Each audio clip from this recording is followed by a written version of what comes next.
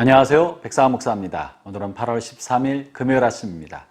변함없는 하나님의 은혜가 여러분의 삶의 구석구석에 시간마다 함께 하시기를 바랍니다. 오늘 주신 하나님의 말씀은 이사야서 63장 15절부터 64장 12절까지의 말씀인데요. 이 본문의 기도는 어제 본문과 이어지는 이사야의 간절한 탄식과 통회의 기도문입니다. 앞부분에는 과거를 회상한 내용을 담고 있고, 오늘 본문에는 자신의 지난날의 이스라엘 공동체의 죄와 또 비참하게 대한 현실을 돌아보면서 하나님 앞에 비통한 탄식과 회개, 그리고 그로 인한 간절한 간구의 내용이 들어있습니다. 본문의 기도문을 하나하나 읽으면서 제 마음에도 크게 감동이 되고 은혜가 되고 마음에 울려오고 우리 마음도 그러하다 싶을 만큼 기도문이 절절하고 또 간절합니다. 하나하나 마음에 새기게 되었으면 좋겠습니다. 이사야가 현재 비통하고 있는 내용은 바로 하나님의 성전, 하나님의 임재가 있었던 성소가 원수들에 의해서 다 파괴되고 황폐하게 되고 대적들에 의해서 성소가 불타버린 현실을 보게 된 것입니다. 더 이상 이스라엘 백성이 예배드릴 수 없게 되었고, 또 이스라엘 백성이 함께 모여서 즐거운 소리를 발하지 못하게 된 것에 대한 탄식과 통곡이 본문의 내용입니다. 그걸 통해서 하나님의 긍휼과 자비를 호소하고 있는 것이죠. 먼저 본문 제가 16절부터 19절을 읽어보겠습니다. 주는 우리 아버지시라. 아브라함은 우리를 모르고 이스라엘은 우리를 인정하지 아니할지라도 여호와여 주는 우리의 아버지시라. 옛날부터 주의 이름을 우리의 구속자라 하였거늘 여호와여 어찌하여 우리로 주의 길에서 떠나게 하시며 우리의 마음을 완고하게 하사 주를 경외하지 않게 하시나이까. 원하건대 주의 종들 곧 주의 기업인 지파들을 위하여 돌아오시옵소서. 주의 거룩한 백성이 땅을 차지한 지 오래되지 아니하여서 주의 원수가 주의 성소를 유린하여 싸우니 우리는 주의 다스림을 받지 못하는 자 같으며 주의 이름으로 일컬음을 받지 못하는 자 같이 되었나이다. 오늘은 제가 이 기도문이 너무 좋아서 본문을 많이 읽겠습니다. 그리고 여러분도 본문을 묵상하면서 이것이 여러분의 기도가 되기를 바랍니다. 지금 본 것처럼 하나님이 우리 아버지시고 아브라함과 야곱은 비록 자신의 자식인 이스라엘을 잊어먹는다 할지라도 하나님 우리를 잊지 아니신 우리 아버지신데 주의 성소가 다 황폐하게 되었습니다. 우리에게 돌아오시옵소서라고 탄원하고 통곡하고 있는 것입니다. 아울러 64장에도요 이런 글이 실려 있는데요. 64장 9절부터 12절을 읽어보겠습니다. 여호와여 너무 분노하지 마시오며 죄악을 영원히 기억하지 마시옵소서. 구하오니 보시옵소서 보시옵소서. 우리는 다 주의 백성이니이다. 주의 거룩한 성읍들이 광야가 되었으며 시온이 광야가 되었으며 예루살렘이 황폐하였나이다. 우리 조상들이 주를 찬송하던 우리의 거룩하고 아름다운 성전이 불에 탔으며 우리가 즐거워하던 것이 다 황폐하였나이다. 여호와여 일이 이러하거늘 주께서 아직도 가만히 계시려 하시나이까?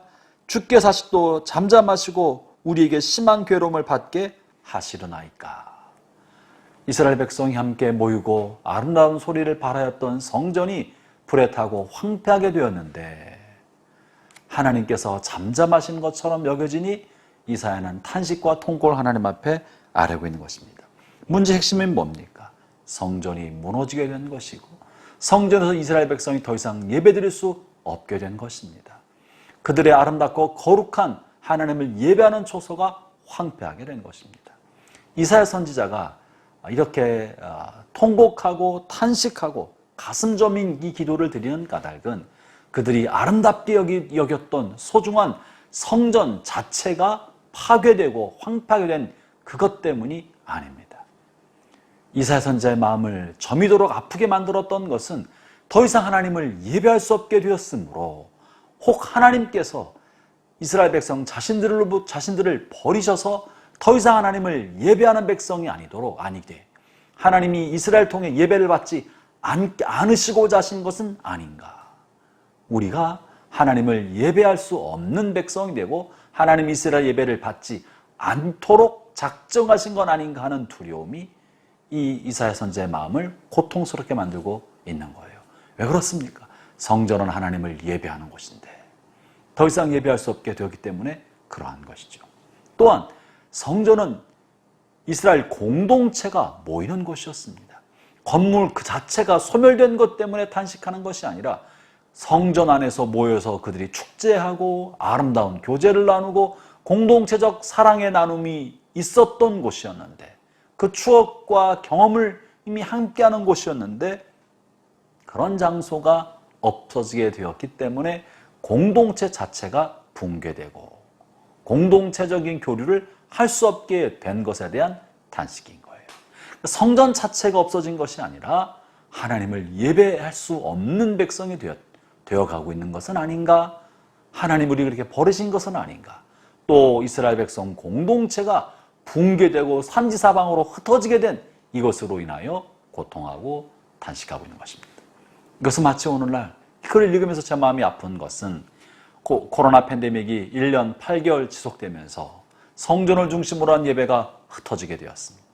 각기 자기 처소에서 영상을 통해 예배드리는 것으로 족하게 되었습니다. 혹 이것이 공동체의 은혜, 공동체 두세 사람이 함께한 믿음의 백성의 공동체가 누려야 할 은혜가 있고 아름다운 경험이 있고 추억이 있고 사귐이 있는데 이 공동체 은혜를 망각하고 무시하고 이 공동체 자체가 붕괴되어 가고 있는 것은 아닌가? 공동체에서 교회가 영광을 소멸해버린 것은 아닌가? 혹 이걸 통해서 하나님께서 이 시대의 교회를 심판하시는 것은 아닌가 하는 두려움이 제 마음을 덮고 있는 것이 또한 사실입니다. 그래서 이 기도를 읽으면서 제 마음도 절절하게 주님 다시 우리를 회복시켜 주십시오. 공동체적 예배, 성전에서 함께 드리는 예배가 회복되게 해주십시오. 함께 손뼉을 치며 춤을 추며 드럼과 기타와 피아노로 하나님을 찬양하는 그 예배가 회복되게 해주십시오. 함께 모여 주여 소리 지르면서 뜨겁게 기도하는 예배가 회복되게 해주십시오. 함께 식사하고 교제하며 말씀을 증언하고 복음의 전도를 함께 했던 공동체 은혜가 회복되게 해주십시오. 서로 섬기며 봉사하는, 함께 봉사하는 감격이 다시 회복되게 해주십시오. 혹이라도 하나님께서 이 시대의 교회를 심판하기 위하여 둔 것은 아닌지 다시 우리의 예배를 회복시켜 주십시오 하는 절절한 마음이 사모칩니다.